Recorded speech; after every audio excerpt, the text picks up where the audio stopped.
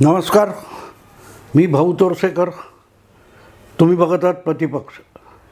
मित्रांनो, गेला आठवडाभर तांत्रिक कारणामुळे मी पूर्ण शक्तीने, ताकदीने आणि आवश्यक तितके व्हिडिओ करू शकलो नाही. घटनाक्रम वेगाने सरकतोय. महाराष्ट्रातली मतदानाची 5वी आणि शेवटची फेरी संपली आणि आज देशातली 6वी फेरी चालू आहे. अशावेळी आठवडाभरात महाराष्ट्रात आणि देशात ज्या काय राजकीय घटना वेगाने घडायला लागल्यात त्याचा आढावा आवश्यक आहे. आणि त्यानिमित्ताने वादळापूर्वीची शांतता असा हा विषय मी घेतलेला आहे. पण तिकडे जाण्यापूर्वी परत एकदा सूचना देतो की माझी जी राजकीय घडामोडींवरची पुस्तकं प्रकाशित झालेली आहेत त्याची माहिती ज्यांना हवी त्यांना खाली डिस्क्रिप्शन बॉक्समध्ये मिळेल. मित्रांनो, गेले काही दिवस मी मुद्दाम 4 वर्षातल्या अतिशय महत्त्वाच्या अशा घडामोडींविषयी जी भविष्यवाणी वेळोवेळी मी केली होती ती किती खरी ठरली हे तुम्हाला तपासून बघता यावं म्हणूनच जवळजवळ 5-7 तरी जुने व्हिडिओ टाकले. आणि मला नवल याचं वाटलं की हे विषय जवळजवळ 3 वर्ष, 2 वर्ष, 2.5 वर्ष, 1.5 वर्ष जुने असतानासुद्धा प्रचंड संख्येने बघितले गेले की भाऊची भविष्यवाणी, भाऊ की भविष्यवाणी म्हणून हिंदी किंवा मराठी 7-8 तरी विषय मी मुद्दाम रिपीट केले. मला वेळ मिळत नव्हता आणि तांत्रिक अडचणी होत्या. पण त्या विषयांनासुद्धा मिळालेला प्रतिसाद मला थक्क करून गेला आणि एक शिणवटा पण येत असतो. त्यामुळे आळशी पण होतो आणि तांत्रिक अडचण होती.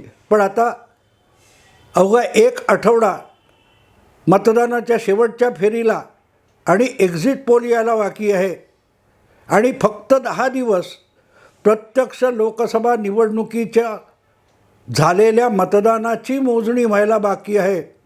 अशा वेळेला परत एकदा नव्या दमाने सुरुवात करणं मला अगत्याचं वाटलं आणि म्हणून हा विषय मी गेले आठवडाभर जे सभोवताली बघत होतो त्यामध्ये अनेक विषय आहेत. पहिली गोष्ट म्हणजे मतदानच संपून गेल्यानंतर रोजच्या रोज वाटेल त्या लंब्या चवड्या गप्पा मारणं, थापा मारणं, दिशाभूल करणं या सगळ्या गोष्टींना बराचसा लगाम लागलेला आहे.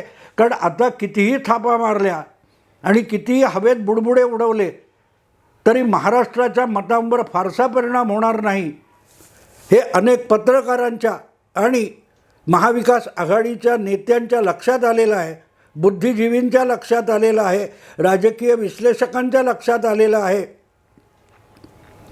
अगदी त्यामध्ये मी तथाकथित मोठा आक्रमक पत्रकार जो अनेक भल्या भल्यांची भंबेरी मुलाखत घेताना उडवतो त्या करण थापरची उडालेली भंबेरी मी बघितली. तो एक स्वतंत्र विषय मी करणार आहे. इथपासून शरद पवार, उद्धव ठाकरे, नाना पटोले यांच्यासकट अनेकांची जी मानसिक संतुलनाची पातळी आहे ती किती ढासळलेली आहे हे विषय स्वतंत्रपणे मांडण्यासारखे आहेत. पण या क्षणी सुरुवात करताना पहिल्यांदा जर जाणवलेली गोष्ट कुठली असेल तर एकूणच निदान महाराष्ट्रात मतदान संपून गेल्यानंतर एक भीतीचं वातावरण निर्माण झालेलं आहे. आणि ती भीती ही लोकशाही संपणार, संविधान धोक्यात अशा कारणासाठी नाही आहे. संविधान धोक्यात, लोकशाहीचा धोका वगैरे वगैरे ह्या सगळ्या अवया उठवून ज्यावरून लक्ष उडवण्याचा प्रयत्न केला जात होता किंवा जे सत्य नाकारण्याचा प्रयत्न झाला होता ते सत्य हळूहळू करत महायुती आणि भाजपच्या विरोधकांना अक्राळ विक्राळ होत होत भेडसावायला लागलेलं आहे. आणि त्यातूनही एक वादळापूर्वीची शांतता आलेली आहे असं माझं ठाम मत आहे. मोदी तिसऱ्यांदा पंतप्रधान होणं आणि प्रचंड बहुमताने तिसऱ्यांदा निवडून येणं ही वस्तुस्थिती त्यांच्या विरोधकांनी पहिल्या दिवसापासून मान्य केलेली होती. पण जितकी ती नाकारली जाईल तितके दिवस श्वास घ्यायला तरी उसंत मिळेल. आणि कदाचित चमत्कार घडला तर सगळं चित्र बदलेल. या खुल्या आशेवर जे जगत होते त्यांचा महाराष्ट्रातला मतदान संपल्यानंतर पूर्णपणे भ्रमनिरास झालेला आहे. आयन रँड नावाची एक प्रचंड लोकप्रिय अशी इंग्रजी लेखिका, साहित्यिक आणि विचारवंत, हिचं एक वचन आहे जे मी अनेकदा सातत्याने सांगत असतो की तुम्ही सत्य नाकारू शकता, सत्य झिडकारू शकता, पण सत्याचे जे परिणाम असतात किंबहुना दुष्परिणाम असतात त्यातून तुमची सुटका नसते.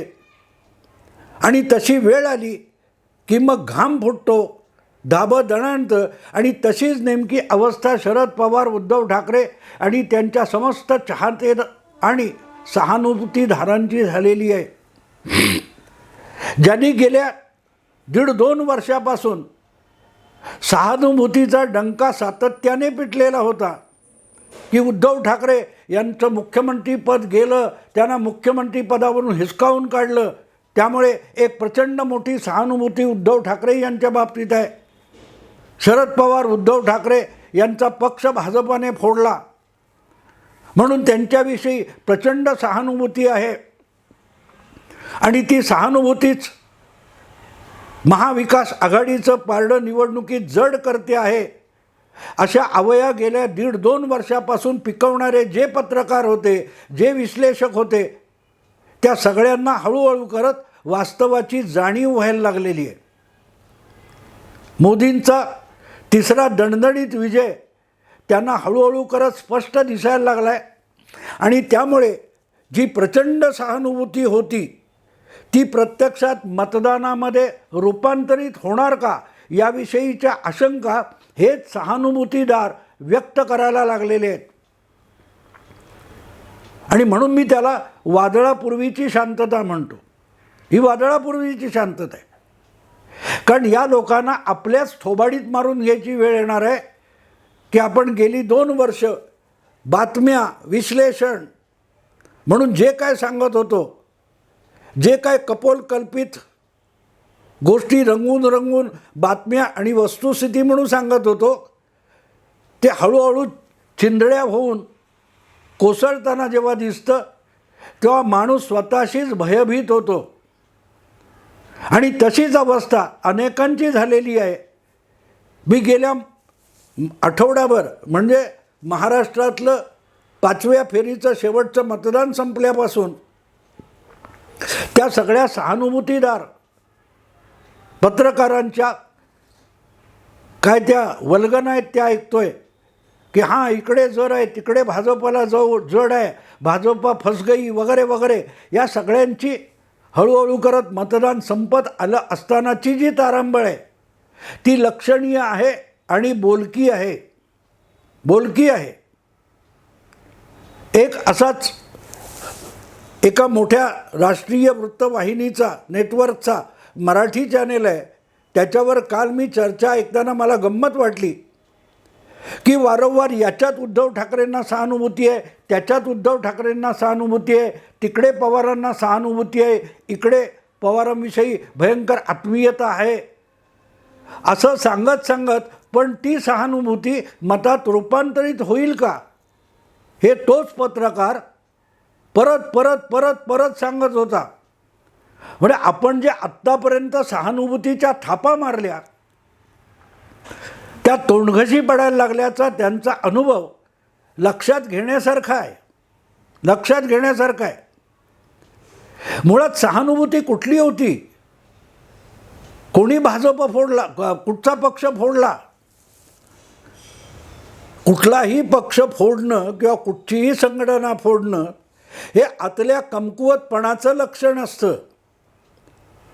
105 आमदार म्हणून भाजप हा सगळ्यात मोठा पक्ष गेला विधानसभा निवडणुकीत निवडून गेला होता.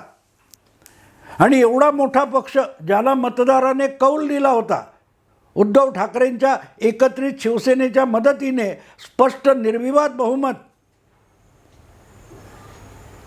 जवळजवळ 160पेक्षा अधिक आमदार ज्या युतीचे होते आणि ज्यामध्ये आपोआपच सर्वात मोठ्या पक्षाचा नेता म्हणून देवेंद्र फडणवीस मुख्यमंत्री व्हायला पाहिजे होते, त्यांच्या तोंडचा घास दोन पराभूत जनतेने नाकारलेल्या पक्षांनी हिरावून नेला आणि तो विजयी नेत्याच्या तोंडचा विजयाचा घास हिरावून न्यायला मदत करणारा महाराष्ट्राच्या राजकारणातला 21व्या शतकातला पहिला गद्दार माणूस उद्धव ठाकरे होते.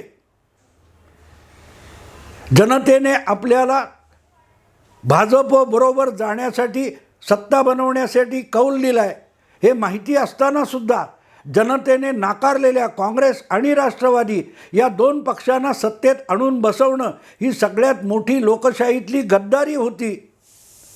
लोकशाहीचा मूलाधार सामान्य जनता म्हणजे मतदार असतो आणि त्या मतदाराशी गद्दारी करून 21व्या शतकातली सगळ्यात मोठ्या गद्दारीची सुरुवात उद्धव ठाकरेंनी केली होती. आपल्याशी गद्दारी करणाऱ्याविषयी मतदारामध्ये आणि जनमानसामध्ये सहानुभूती कशासाठी आणि का असेल याचं उत्तर या पत्रकारांनी, चाय बुस्कुटा पत्रकारांनी कधीही दिलं नाही. चोरून मारून भामटेगिरी करून मिळवलेलं मुख्यमंत्रीपद उद्धव ठाकरेंनी गमावलं, त्याविषयी सहानुभूती असते.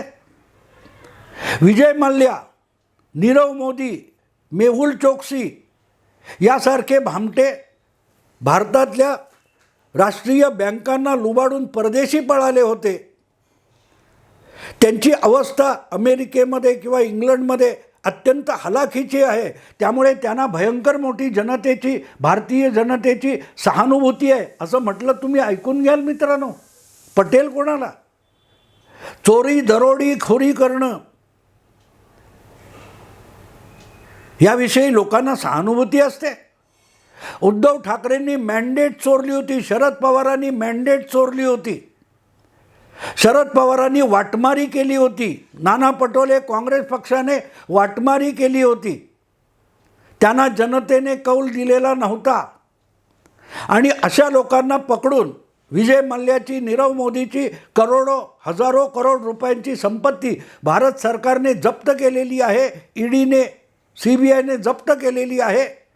त्या नीरव मल्ल्याविषयी एकूणच मराठी पत्रकारांना किती सहानुभूती आहे.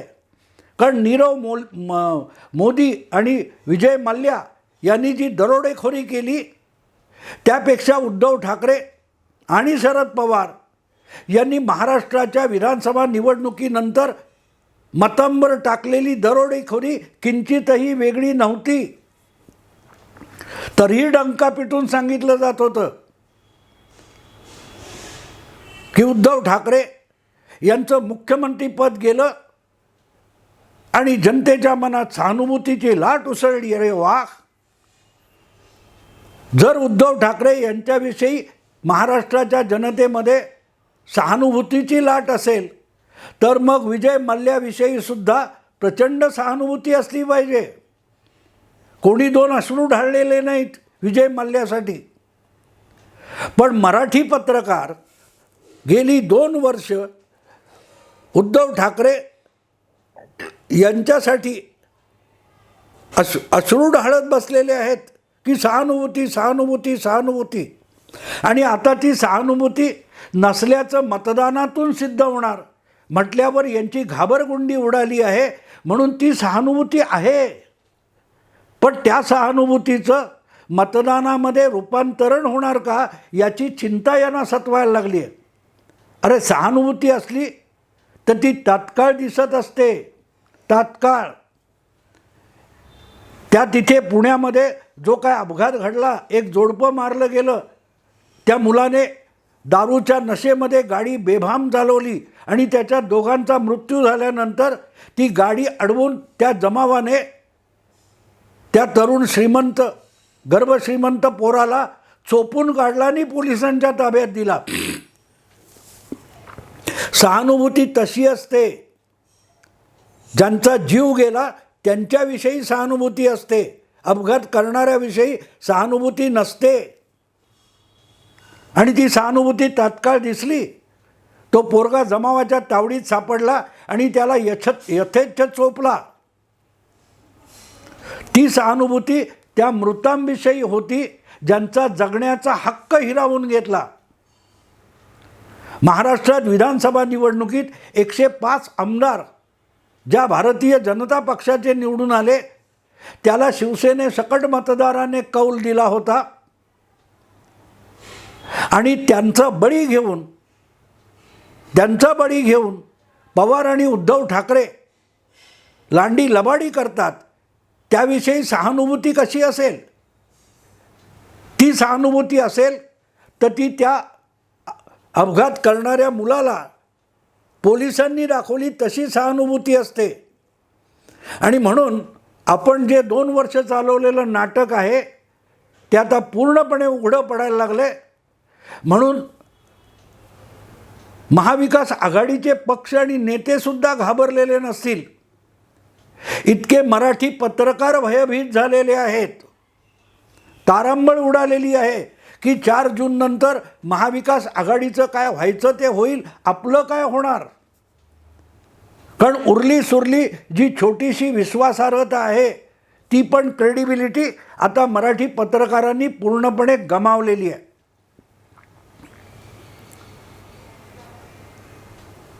कुठून आणणार सहानुभूती तुम्ही? कशाला सहानुभूती? आणि गंमत बघा मित्रांनो, गंमत बघा. फुटलेत कुठले पक्ष? शरद पवारांचा पक्ष. फुटला कुठचा? उद्धव ठाकरेंचा शिवसेना पक्ष. 105 आमदार घेऊन फडणवीस विरोधी पक्षात बसले. त्यांचा एकही आमदार फुटून मंत्री व्हायला महाविकास आघाडीत गेला नाही. पण महाविकास आघाडीमध्येच मंत्रीपद भूषवलेले 9 आमदार हे आपल्या पक्षाला लाथ मारून भाजपकडे येऊन परत मंत्री झाले. फरक तिथे कळतो. उद्धव ठाकरे आणि शरद पवार यांचं नेतृत्व देवेंद्र फडणवीस यांच्यासमोर किती बुटकं आणि ठेंगणं आहे त्याची साक्ष गेल्या 2 वर्षात मिळालेली आहे. 105 आमदार आणि फक्त 9 मंत्री. शिंदेंचे 40, अजितदादांचे 40, तरी मंत्री 9. आणि तरी धुसफूस कुठे चालली आहे? धुसफूस अजितदादांच्या गटात असते, धुसफूस एकनाथ शिंदेंच्या गटात असते. पण 105 आमदारांच्या भारतीय जनता पक्ष विधिमंडळ पक्षामध्ये धुसफूस नाही. नेतृत्वाचे गुण तिथे कळतात. फडणवीस हा माणूस वयाने लहान असेल, पण उद्धव ठाकरे आणि शरद पवार यांच्याशी तुलना केल्यास 10, 15, 20 पटीने उच्च नेतृत्व गुण असलेला नेता आहे. आपल्या आमदारांना सत्तेशिवाय पण एकत्र राखू शकतो. अपुरी सत्ता घेऊन सुद्धा पक्षाची भूमिका ठामपणे पुढे नेऊ शकतो. सहानुभूती त्याच्याविषयी असते. सहानुभूती त्याग करणाऱ्याविषयी असते. लांडी लबाडी केली आणि चोरून मिळवलेला माल हपापाचा गपापा झाला तर त्याविषयी जनतेला सहानुभूती नसते. हे जे मराठी पत्रकारांनी उभं केलेलं थोतांड होतं त्याचा बुडबुडा भ्रमाचा भोपळा आणखीन आठवड्याभराने फुटणार आहे. म्हणून सगळ्यांची तारांबळ उडालेली आहे. मी बोलतोय ती 25 तारीख आहे आणि फक्त 9 दिवस बाकी आहेत प्रत्यक्ष मतमोजणीला. पण यांना चाहूल लागली आता की इतके दिवस थापा मारल्या तसं काही होताना दिसत नाही. म्हणून सहानुभूती मतांमध्ये परिवर्तन होईल का याची शंका येऊ लागली आहे. मग ही शंका गेली 1.5-2 वर्ष कुठल्या बेळात लपून बसली होती. उद्धव ठाकरे प्रचंड सहानुभूती, पवारांविषयी प्रचंड सहानुभूती, त्यांचा पक्ष फोडला, हे जनतेला आवडलेलं नाही. जनता कुठे आहे? ती जनताच मतदार असते. शिवसेना आणि राष्ट्रवादी काँग्रेस पक्ष फुटला हे जनतेला आवडलं नसतं, तर त्याचं रूपांतरण मतदानामध्ये झालं असतं. ठामपणे तुम्ही आज म्हणू शकला असतात की झालं, एकनाथ शिंदे सरकारचे दिवस भरले, महायुतीच्या सरकारचे दिवस भरले. थम्पिंग मेजॉरिटीने महाराष्ट्रातल्या 48 पैकी 35-40 जागा महाविकास आघाडी मिळवणार आहे आणि Uddhav Thackeray with flying colours निवडून येणार आहेत. का नाही म्हणू शकत आहेत? सगळ्या मराठी माध्यमांमध्ये वादळापूर्वीची शांतता आहे. वादळापूर्वीची शांतता आहे की आता उद्या परवा निकाल लागतील आणि त्यामध्ये महायुती 40पर्यंत निवडून आली, 38, 40, 42 जर महायुतीचे उमेदवार निवडून आले आणि पवारांच्या आणि उद्धव ठाकरेंच्या पक्षाचा सुपडा साफ झाला, तर आपण लोकांना काय तोंड दाखवायचं म्हणून मराठी पत्रकारिता भयभीत झालेली आहे. भयभीत झालेली आहे. हीच तर गंमत असते मित्रांनो. खोटं रेटून सांगता येतं, ठोकून सांगता येतं, परत परत सांगता येतं, पण ज्या वेळेला सत्य समोर येतं त्याच्यासमोर लोण्यापेक्षाही आणि मेणापेक्षाही अधिक वेगाने खोटारडेपणा विरघळून जात असतो, वितळून जात असतो. आणि तीच आज मराठी पत्रकारितेची अवस्था आहे. उद्धव ठाकरे यांच्याविषयी सहानुभूती अजिबात नव्हती, जनतेमध्ये नव्हती. ती फक्त चाय बिस्कुट HMB पत्रकारांमध्ये होती. याचा पुरावा जसजसा समोर येत चालला आहे मतमोजणीचा दिवस, तसतशी सगळ्या मराठी पत्रकार, पुरोगामी पत्रकार आणि माध्यमांची पाचावर धारण बसलेली आहे. आणि त्यातूनच मराठी माध्यमामध्ये आकड्यांचे वेगवेगळ्या कसरती करून वादळापूर्वी शांतता कशी आहे हे दाखवण्याची कसरत चालू आहे. मित्रांनो, 4 जून नंतर काय होईल हा एक फार मोठा विषय आहे. वेगवेगळ्या टप्प्यात तो मी मांडणार आहे, पण त्याची ही पार्श्वभूमी आहे. 4 जून नंतर फडणवीस कुठे असतील, उद्धव ठाकरे कुठे असतील आणि शरद पवार कुठे असतील याची वस्तुस्थिती आपल्यासमोर येणार आहे. तोपर्यंत प्रतीक्षा करू. आत्ता थांबतो. आवडलं लाईक करा, शेअर करा, सबस्क्राईब करा. नमस्कार.